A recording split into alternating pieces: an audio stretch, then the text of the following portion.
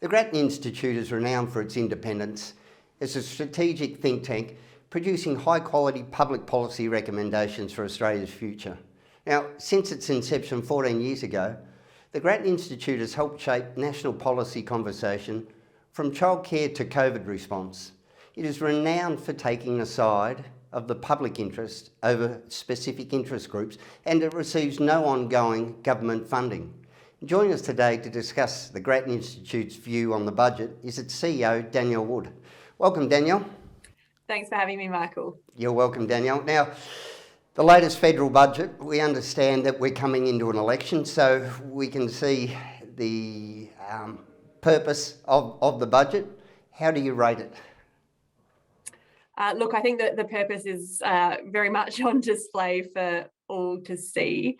So I'm actually really concerned about the sort of short-termism of this budget. And if you look at it, there's actually been some really good news. The government's collecting a lot more revenue than we expected even just 4 months ago because of much higher income tax collection because the labour market recovery has been strong, higher company tax collections from commodity prices, and a big whack of that is going out the door really in the next 6 months. So the additional tax offset for low and middle and high middle income earners, the cut to the fuel excise, some cost of living payments for welfare recipients, about $8.6 billion all up. So this is big money heading out the door in the next 6 months.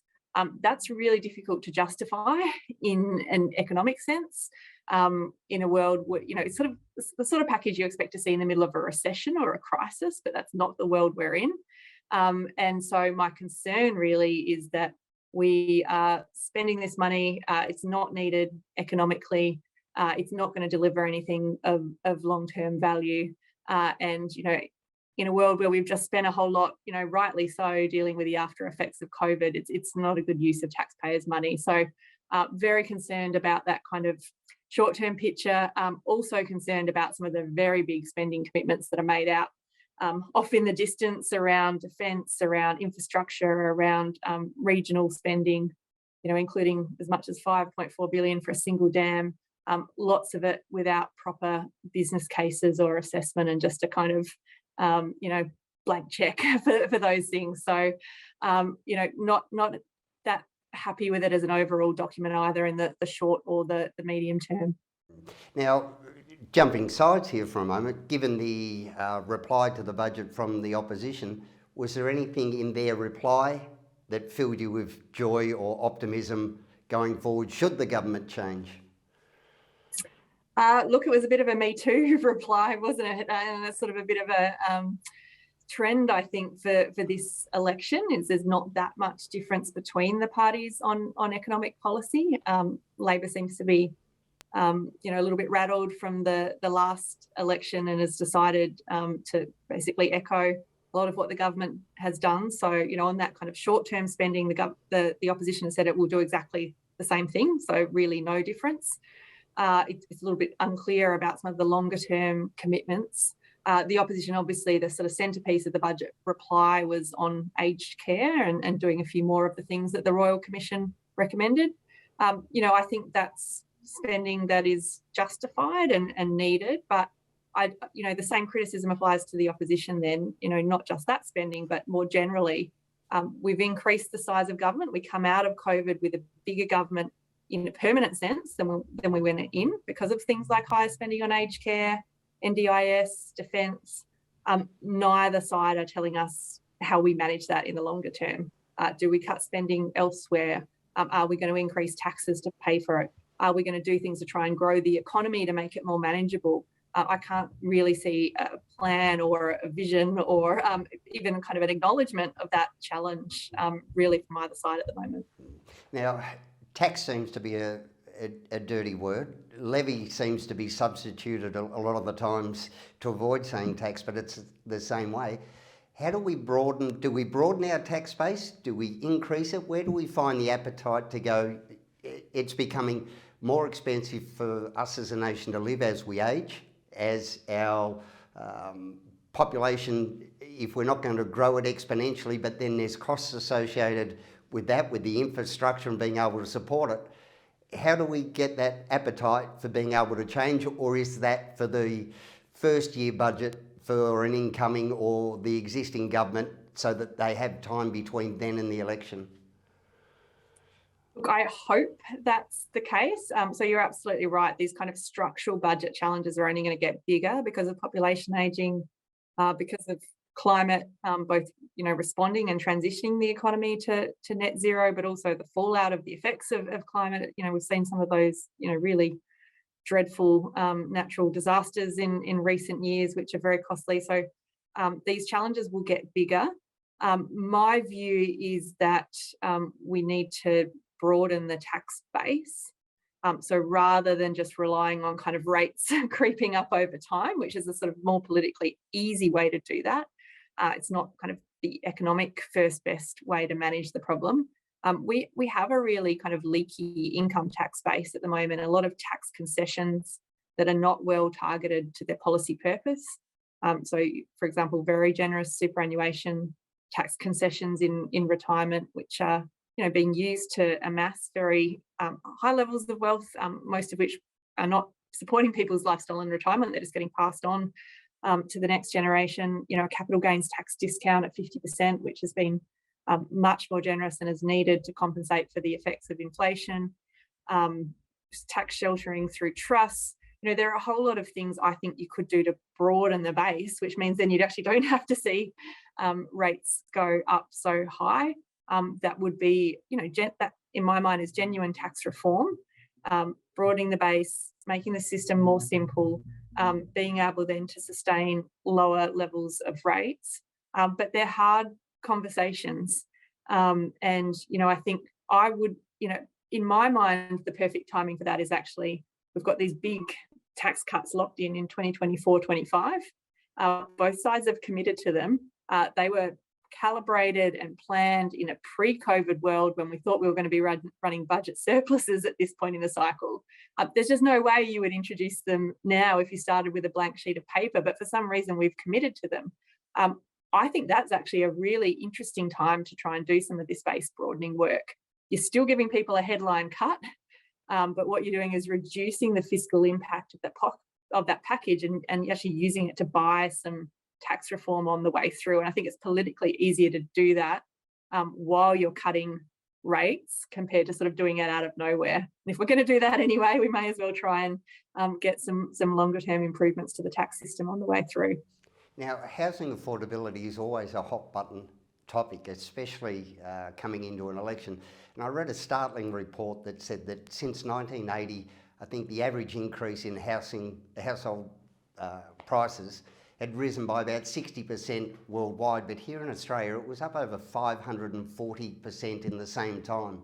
And the report went on to say it's pretty much a useless measure of household income because it's locked away, it's in there, and to capitalise on it, you've still got to reinvest. So if you sell one home, you still need to buy another. How do we get around this reporting? Because I personally would love to see when we have our finance reports each night, when we talk about the stock market and housing prices and cost of living, I would also like to see homelessness, hospital waiting lists, and the other end of the scale as well, because it's very easy to say it's a fantastic, the economy is booming, but it's not for a vast majority of people. Yeah, that's right. I mean, the economy is ultimately, it's about people. It's made up of people, and it's about how people are experiencing the world. So I fully agree. I think housing affordability is a massive challenge. So there's and it means different things, clearly. There's the sort of, the people that would like to buy a house now face a much more significant deposit hurdle. So you've got to save many, many more times an average income to buy an average house than you did 30 years ago. And what we see is, big drops in home ownership amongst young people, and particularly amongst poorer younger people. So it used to be, the world used to be, if you were 25 to 34, home ownership rates right across the income distribution were about 60%. So most people had a shot, regardless of what you earn, of buying a home. Now what we see is that high income young people, that hasn't dropped very much, but it's low income young people that, they've dropped like a stone. They're now down at more like 20%. So it's just this very significant social shift. But the other challenge, of course, is for renters. And if you look at all the data on financial stress, people that can't afford to, buy a meal or heat their homes, it's invariably renters, particularly renters on kind of working age welfare payments like job seeker, very high rates of stress, and the support that's there for them. Rent assistance hasn't kept pace with market rents. It's indexed to price levels, not rents, and rents have massively outstripped price growth over the past 20 years. Very little option to get into social housing because we've let the stock erode. And so we do have a large group of Australians that are very precarious, and the big challenge really for them is finding affordable rental. Now, one of the other things that seems to cost us a lot of money is health, especially as we age.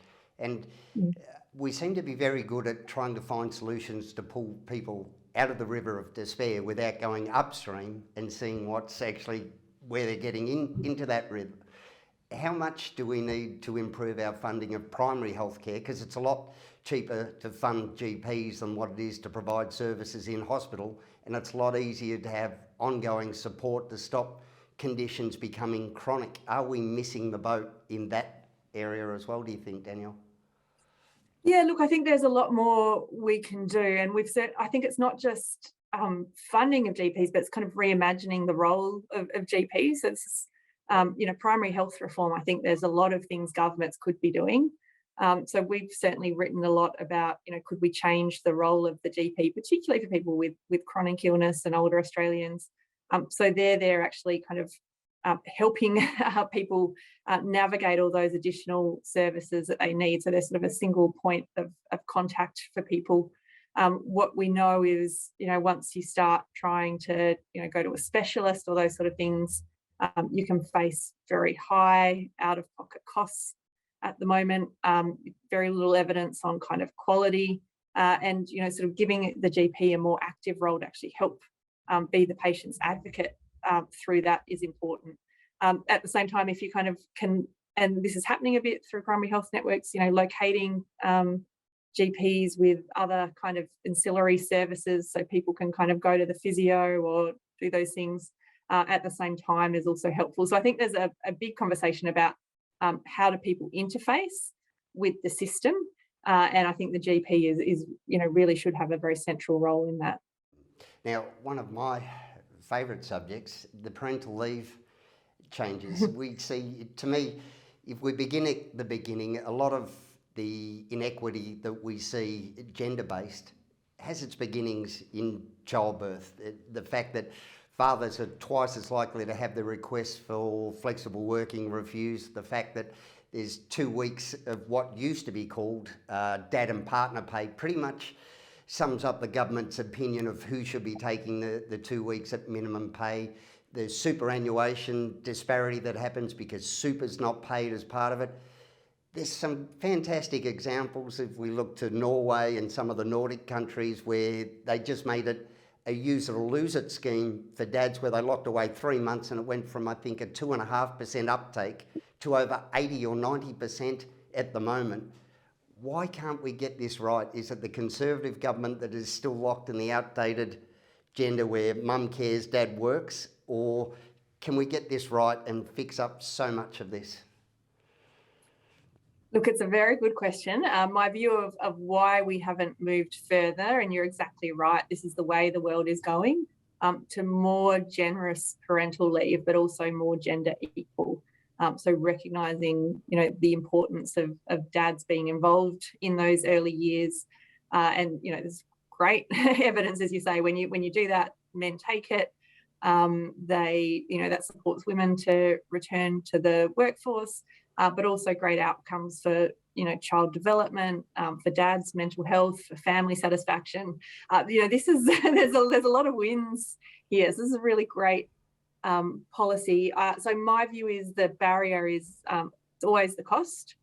It's very hard to get up policies that cost the budget, although in the scheme of things, for example, if you were to just extend the scheme to 26 weeks from the current 20, with a sort of 6-week use it or lose it component for dads and partners, you're talking $600 million. It's, pretty small in the scheme of the numbers that we're flying around come budget night, and given all those advantages, I think it certainly stacks up as a good investment. And I do think probably that sort of cultural piece plays a role as well. So it's a shift in mindset around, dads being actively involved. But, this is an area, frankly, where policy leads culture. So once you create that use it or lose it component, it becomes much easier for dads to ask. It becomes more normalised, so employers will be less likely to turn them down. Those stats you mentioned are pretty shocking. But, eventually it just becomes what we expect. Just as we expect when a woman announces in the workplace that she's pregnant, she'll be taking some leave. It will become expected that dads will do the same. And, then that's a better experience for dads on leave as well, because they look around and they see other dads at the playground and all those sort of things. So you need the nudge from policy, I think, to get that broader cultural change. Yeah, I do talks on this, and it's the 3 E's: enable, encourage, and then finally expect dads to do it, so that the expectation is, rather than, oh, you're kidding, you're going to take 6 weeks, it should be, oh, you're kidding, you're not taking 6 weeks. The encouragement is the incentives, the use it or lose it, the tax breaks, because it pays dollars for donuts with this stuff, but then you've got the flow-on effects into domestic violence and less marriage breakdowns, and just, I could go on, but we'll move on.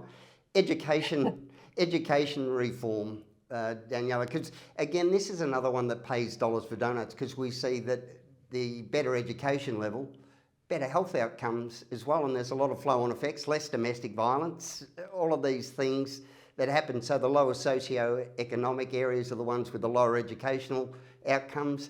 Is it the chicken or the egg? How do we fix this?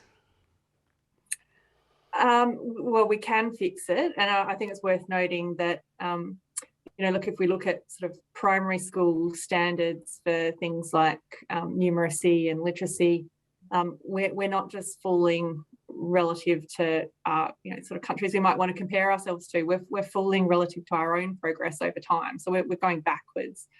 So an average, I think it's I'm going to get this wrong, but a 7-year-old today is like 6 to 9 months behind in maths compared to a 7-year-old was 15 years ago. So we have to fix this.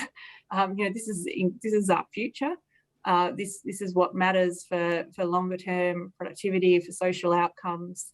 And we have a handle on some of the things that could make a difference. So we're running a lot in this space around how do you attract really high achievers into teaching. And then there are things you can do around creating career paths. You do have to look at pay. How do you make sure that teachers are using their time to do the things that are valuable, lesson planning and teaching, as opposed to a lot of the ancillary things that we're asking them to do? So how do you kind of free them up to spend more time actually doing the things that will make a difference? There are some extraordinary things like, we don't kind of provide standard curriculum materials. So you've got teachers sitting around at 11 at night on Wikipedia trying to come up with their course for the next day. I mean, that's just totally inefficient. So a lot of these things actually aren't that costly. Pay is more costly, but I think needs to be done.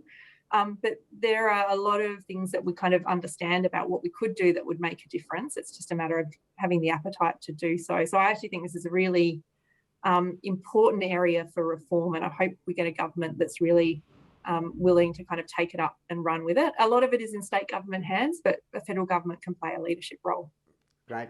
All right, Danielle, we'll have to leave it there. Thanks so much for your time and your insights, and hopefully we'll have you back for the next budget. Sounds great. Thank you, Michael. Thanks, Danielle.